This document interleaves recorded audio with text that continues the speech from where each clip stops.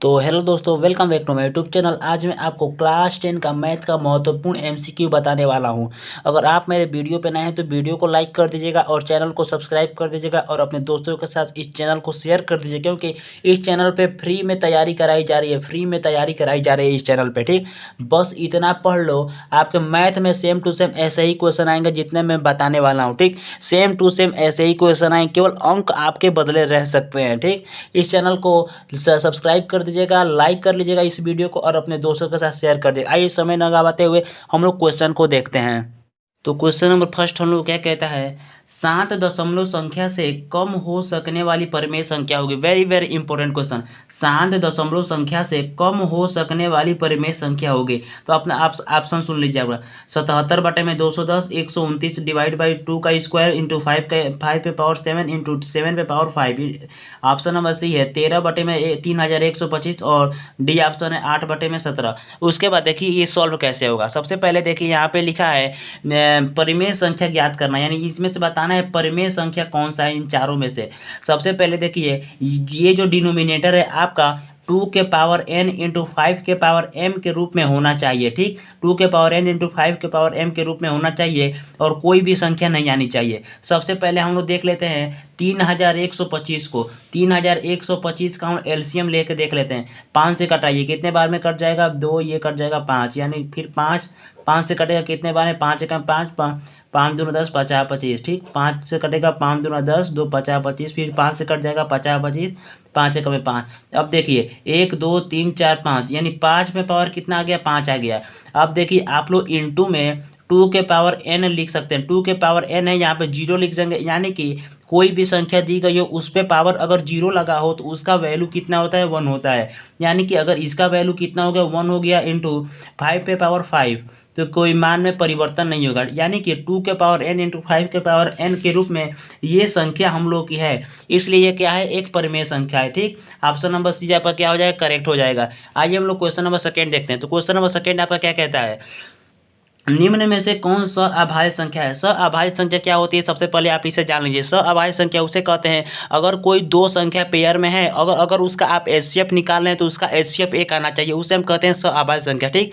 आप इन चारों में से देख लीजिए किसका एचसीएफ एक आ रहा है। तो ऑप्शन नंबर फर्स्ट है 14,35, बी नंबर है 18,25, सी नंबर है 31,93 और डी नंबर है 32,62। तो आइए हम लोग सॉल्व करते हैं इसे। अभाज्य संख्या हम लोग फाइंड करना है। तो सबसे पहले हम लोग लेते हैं किसको? हम लोग बी नंबर को लेते हैं। बी नंबर आपका करेक्ट आंसर है। हम लोग बी नंबर को लेके देखते हैं। तो इसका एचसीएफ कितना आना चाहिए? एचसीएफ आपका एक आना चाहिए। 25 को हम लोग डिवाइड किससे करेंगे? 18 से डिवाइड करेंगे, ठीक। छोटी संख्या को बड़ी संख्या को छोटी संख्या से डिवाइड करेंगे, ठीक। तो कितने बार में जाएगा? 18 एकम में 18, 25 में से 18 जाएगा तो कितना बच जाएगा आपका? 7 बच जाएगा, ऊपर से आपका 18 आ जाएगा, ठीक। और 7 से इसे डिवाइड करेंगे तो 14 बार में ऊपर से आएगा 4 बच जाएगा, ठीक। उसके बाद ऊपर से 7 आएगा, ठीक। 4 एकम में 4, 7 में से 4 गया, कितना बच जाएगा? 3 बच जाएगा, ऊपर से 4 आएगा। 3 से डिवाइड करेंगे, एक बार में जाएगा। 3 से 4, 4 में से 3 जाएगा, 1 बच जाएगा, ऊपर से आ जाएगा 3, ठीक। ये एक कितने बार में कट जाएगा? 3 बार में कट जाएगा, यानी कि 0। यानी कि आपका एचसीएफ कितना आ गया? 0 आ गया, ठीक। तो आपका ऑप्शन नंबर कौन सा सही है? आपका ऑप्शन नंबर बी एकदम करेक्ट है, ठीक। आप लोग इसे भी करके ट्राई कर लीजिएगा, आपका एचसीएफ एक नहीं आएगा, ठीक। उसके बाद देखिए क्वेश्चन नंबर थर्ड। तो क्वेश्चन नंबर थर्ड आपका क्या कहता है, 7 दशमलव संख्या में से कम हो सकने वाली परिमेय संख्या होगी। Very very important question. मैं आपको जैसे क्वेश्चन नंबर फर्स्ट बताया सेम टू सेम वैसे ही क्वेश्चन नंबर 3 है। कोई भी डिफरेंस नहीं है इसमें, केवल दिमाग आपको लगाना है, ठीक। एक बार और क्वेश्चन देख लीजिए। 7 दशमलव संख्या में से कम हो सकने वाली परिमेय संख्या होगी। आपको भी इसमें परिमेय संख्या बताना है। आप ऑप्शन सुन लीजिए। 124 बटे में 164, बी नंबर 121 बटे में 30 और सी नंबर 227 बटे में 625 और डी नंबर है 625 बटे में 462। आपका ऑप्शन नंबर सी देखिए 625 है, यानी कि केवल ये 5 के पहाड़े में आ सकती है, ठीक। यानी कि 625 का हम लोग क्या लेंगे? एलसीएम लेंगे, ठीक। कितने बार में कटेगा? 5 से कट जाएगा, 5 एकम 5, 5 दूना 10, 50 25। 5 से कट जाएगा, 5 दूना 10, 2 पचास 25, फिर 5 से कट जाएगा, 5 50 25, फिर 5 से कटेगा, 5 एकम में 5, ठीक, यानी 5 एकम में 5 कितना हो गया 1 2 3 4, यानी कि इसे हम क्या लिख सकते हैं 5 पे पावर 4, ठीक, यानी कि 2 के पावर 0 हम लिख सकते हैं, यानी कि 2 के पावर n इंटू 5 के पावर m के रूप में होना चाहिए, 2 के पावर n इंटू 5 के पावर m के रूप में हमें संख्या होनी चाहिए, यानी कि 2 के पावर n इंटू 5 के पावर m के रूप में होगी, 2 के पावर 0 लिख दें हम लोग, इसका मतलब इसका वैल्यू कितना हो गया, इसका वैल्यू 1 हो गया, तो इसके मान में कोई परिवर्तन नहीं है, इसका मतलब हम लोग का कौन सा सही हो जाएगा, ऑप्शन नंबर सी सही हो जाएगा। सबसे पहले सुनिए, डिनोमिनेटर हमेशा 2 के पावर n इंटू 5 के पावर m के रूप में होना ही चाहिए, इसके अलावा 3 3 5 7 3 7 ऐसे कुछ आ गया तो इसका मतलब आप लोग ऑप्शन काट दीजिएगा, वो ऑप्शन नहीं होगा, डिनोमिनेटर 2 के पावर n इंटू 5 के पावर n के रूप में m के रूप में होना चाहिए, ठीक। आइए हम लोग क्वेश्चन नंबर 4 देखते हैं। तो क्वेश्चन नंबर 4 हम लोग का क्या कहता है, किस रैखिक समीकरण का एक हल x बराबर 2 y बराबर 3 है। वेरी वेरी इंपॉर्टेंट क्वेश्चन, मैं आपसे नहीं कह सकता कि ये क्वेश्चन कितना इंपॉर्टेंट, बहुत ही इंपॉर्टेंट है। किस रैखिक समीकरण का एक हल x बराबर 2 और y बराबर 3 होगा।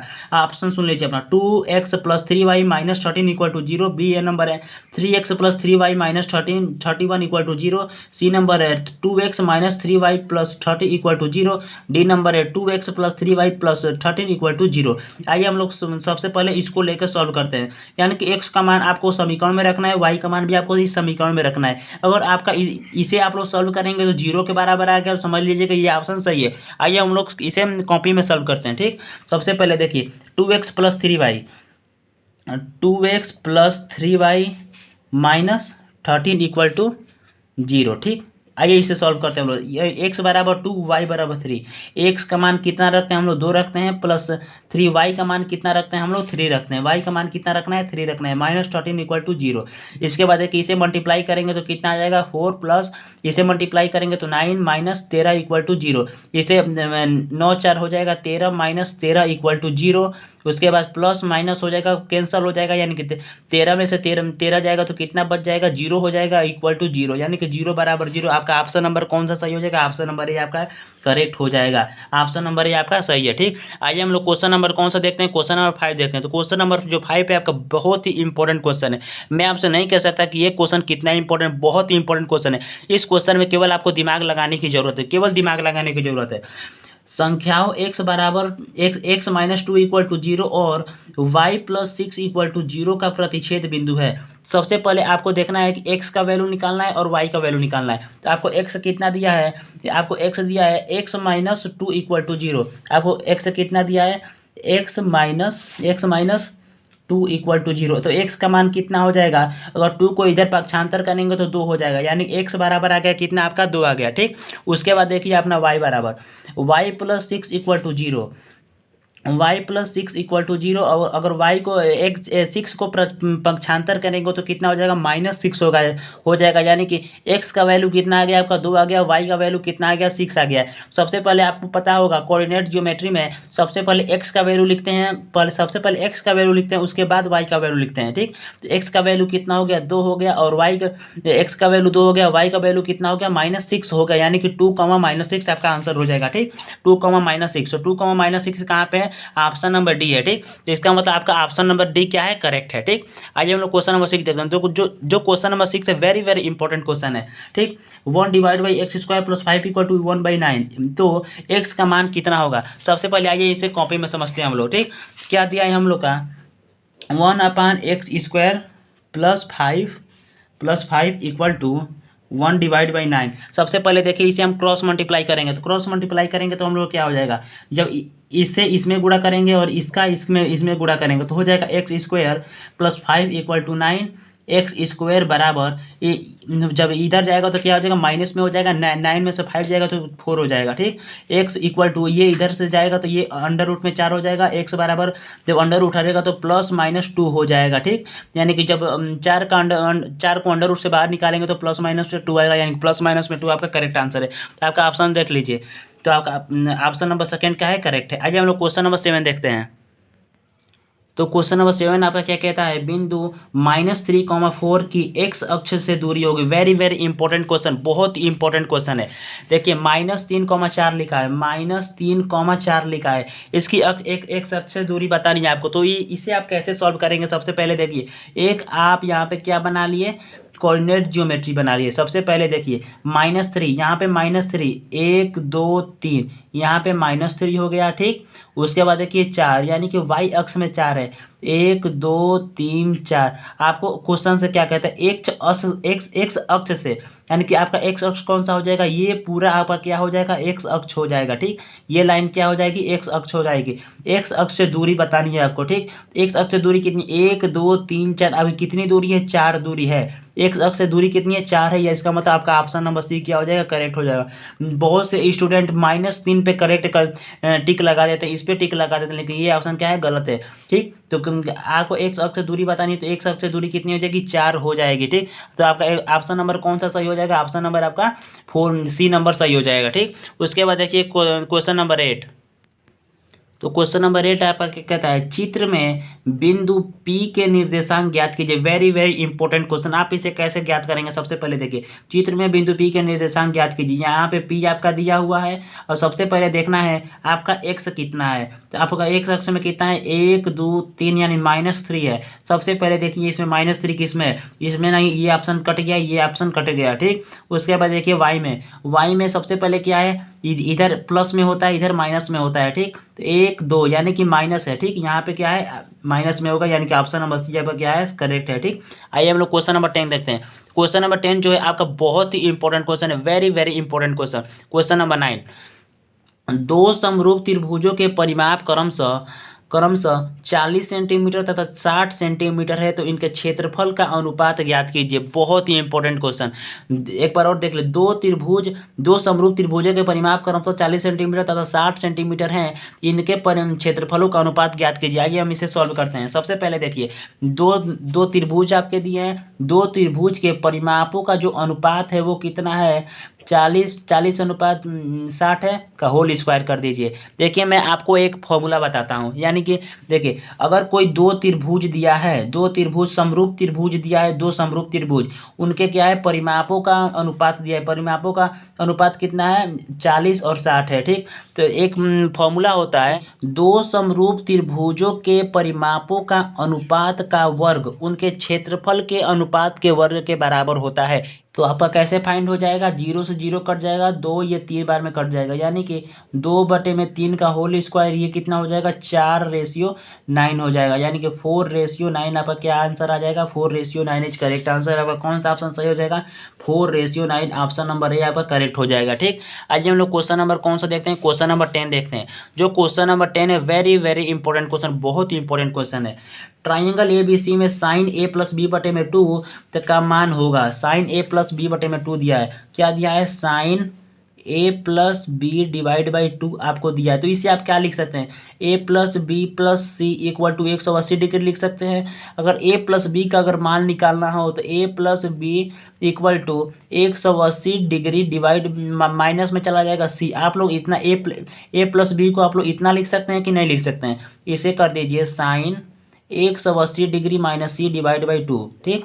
अब देखिए साइन 180 को /2 ले लीजिए, 180 /2 -C/2, ऐसे आप लिख सकते हैं या नहीं लिख सकते हैं, ठीक। इसे अगर कटाएंगे तो 90 डिग्री हो जाएगा, साइन 90 डिग्री -C/2। अब देखिए साइन 90 डिग्री -C कितना होता है, यानी कि साइन 90 डिग्री माइनस थीटा कितना होता है, कॉस थीटा होता है, कॉस थीटा यानी C/2, कॉस C/2, ठीक। अब करेक्ट आंसर क्या हो जाएगा, cos C/2, कहाँ है, ये है ऑप्शन नंबर सी आपका करेक्ट है, ठीक।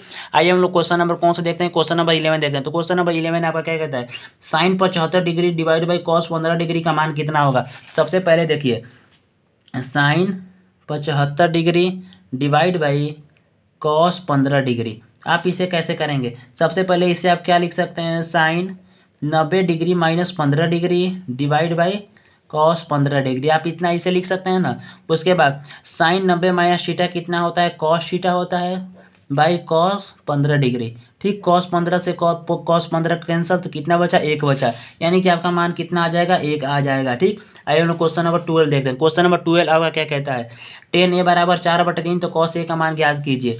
देखिए क्या आपको दिया है, टेन ए बराबर 4/3 आपको दिया है। ठीक, टेन ए बराबर 4/3 आपको क्या है, दिया है। तो क्या होता है, एल ए एल, लाल बटे का होता है, यानी कि क्या हो जाएगा, साइन कॉस्टेंट या लंब बटे आधार, ये लंब है, ये आपका क्या है, आधार है। तो आप इसे कैसे करेंगे, तो अब कितना हो जाएगा, लंब बटे आधार। तो लंब को, तो जब जब आपको कर्ण निकालना रहेगा, जब कर्ण निकालना रहेगा तो आप क्या करते हैं, लंब का स्क्वायर प्लस आधार का स्क्वायर। लंब कितना है, 16, प्लस कर्ण कितना है, लंब आधार कितना है आपका, 9 है। ठीक, यानी कि कर्ण का स्क्वायर, स्क्वायर रहता है इक्वल टू 16 और 9 कितना हो जाएगा, 25। अगर कर्ण यहाँ पे, यहाँ से स्क्वायर हटेगा, इधर जाएगा तो अंडर रूट में हो जाएगा, यानी कि कर्ण बराबर कितना हो जाएगा, 5 आपका हो जाएगा।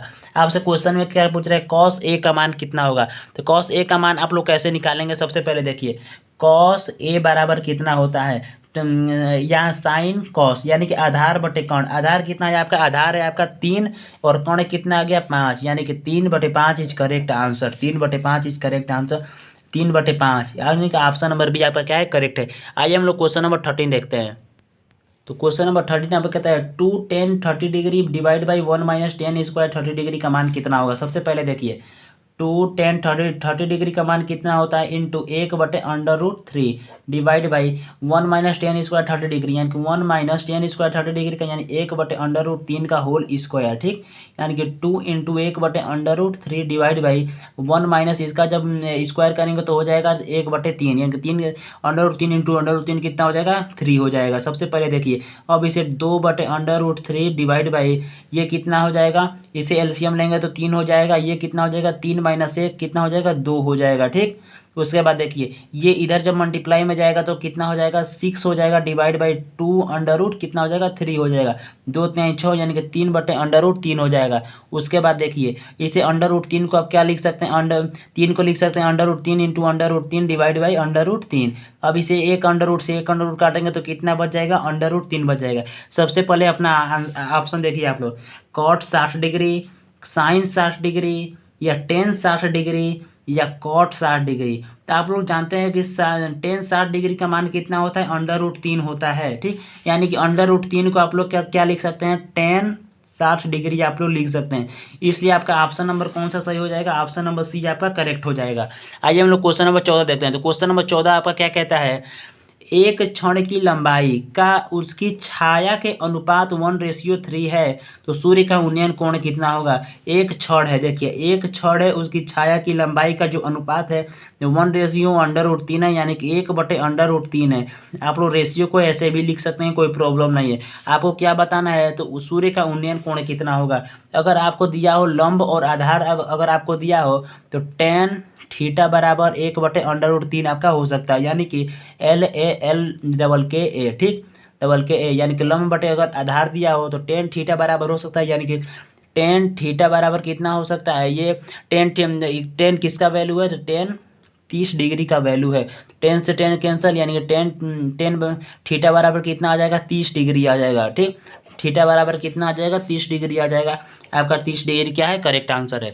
ठीक, उसके बाद देखिए क्वेश्चन नंबर 16। क्वेश्चन नंबर 16 आपका क्या कहता है, 10 सेंटीमीटर भुजा वाले वर्ग के अंतर्गत खींचे जा सकने वाले वृत्त का क्षेत्रफल होगा।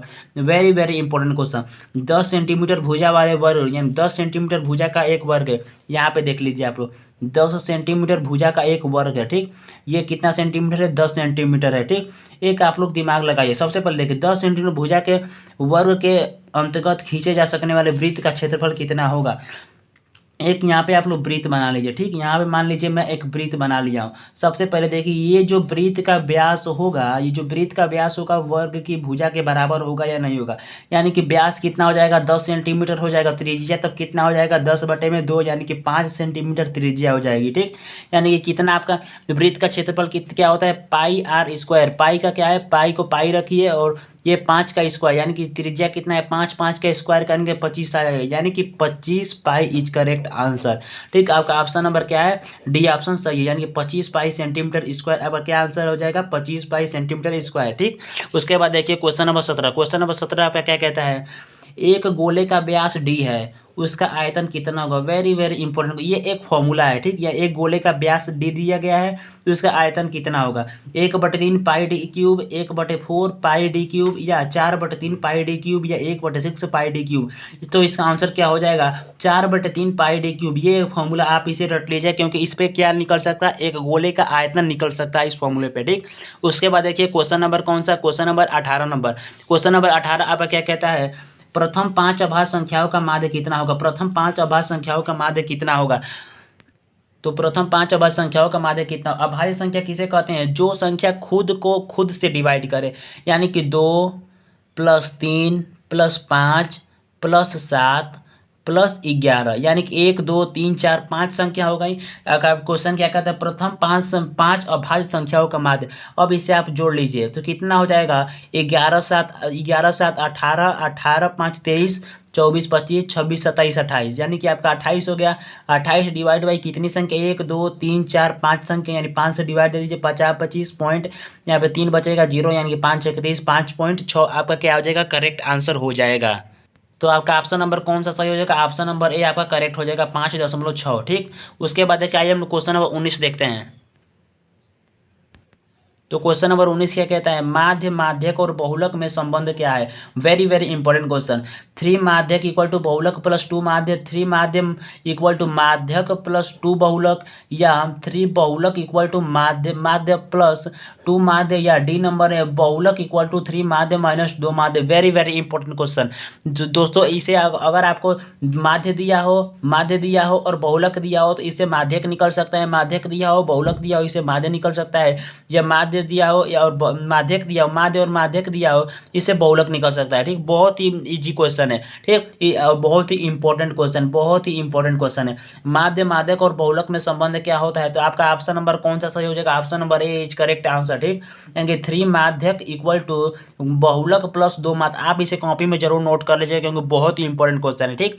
उसके बाद देखिए क्वेश्चन नंबर 20। क्वेश्चन नंबर 20 आपका क्या कहता है, संख्याओं 1 1 4 2 3 4 3 2 4 1 4 1 4 का बहुलक है। बहुत ही इंपॉर्टेंट क्वेश्चन। सबसे पहले देखिए, अगर आपको कोई संख्या दी गई हो तो आप उसे बहुलक फाइंड कर सकते हैं, एकदम इजी तरीका है, ठीक। यानी कि जो भी नंबर सबसे ज़्यादा है वो आपका बहुलक होगा, जो भी नंबर इन संख्याओं में सबसे ज़्यादा है वो आपका क्या होगा, बहुलक होगा, ठीक। तो कौन सा संख्या ज़्यादा है, आपका 4 संख्या बहुत ज़्यादा है। देखिए 1 2 3 4 5, ये 5 है, 5 अब इससे अधिक कोई संख्या नहीं, इसलिए आपका ऑप्शन नंबर कौन सा हो जाएगा, 4 सही हो जाएगा। सबसे पहले एक देखिए, 1 2 3 और 4, 4 संख्या है, 4 अधिक है कि 5 अधिक है, 5 अधिक है ना, इसलिए आपका ऑप्शन नंबर कौन सा सही हो जाएगा, डी नंबर सही हो जाएगा। दोस्तों अगर आपको वीडियो पसंद आई हो तो वीडियो को लाइक कर दीजिएगा, दोस्तों के साथ शेयर कर दीजिएगा, और इस चैनल को सब्सक्राइब कर दीजिएगा, क्योंकि इस चैनल पे क्लास 10 2024 बोर्ड एग्जाम की तैयारी कराई जा रही है। इस चैनल पर फ्री में तैयारी कराई जा रही है, आपको समय समय पर MCQ वीडियो अब प्रोवाइड किया जा रहा है, प्लस आपको हर एक सब्जेक्ट का इंपॉर्टेंट क्वेश्चन भी प्रोवाइड किया जा रहा है। इसलिए आप इस वीडियो को लाइक कर दीजिए और चैनल को सब्सक्राइब कर दीजिए। थैंक